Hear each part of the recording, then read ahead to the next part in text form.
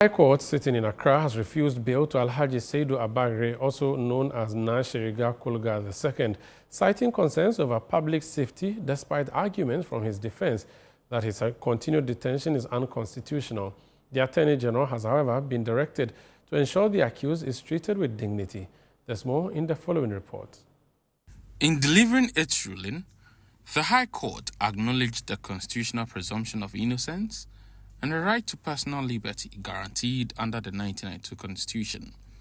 However, the court held that there are exceptional circumstances under which bail may be denied.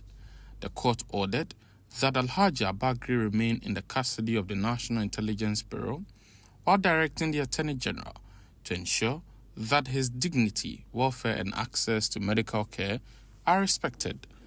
Lawyers for the accused, led by private legal practitioner Martin Kpebu, had urged the court to grant bail, arguing that Alhaji Abagre had been unlawfully detained for 26 days without being informed of the charges against him in breach of Article 14 of the Constitution. Kpebu told the court that the charge sheet was only served shortly before the hearing, insisting the state had spent weeks looking for charges to justify the detention.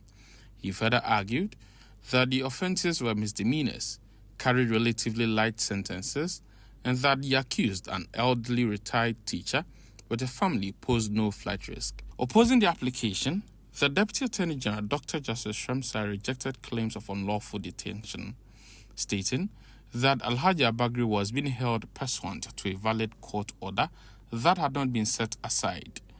Alhaji Abagre, 78, has pleaded not guilty to 4 charges, including acting as a chief without qualification, provocation of riot, offensive conduct conducive to breach of peace, and fighting with weapons.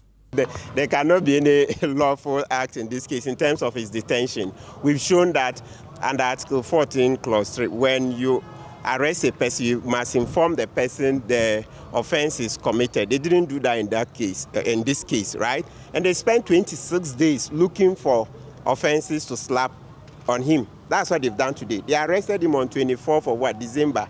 Today is 19th of January. It's today that they've been able to find charges. So that tells you that they were struggling. So they just found something to, slap the accused with. So we'll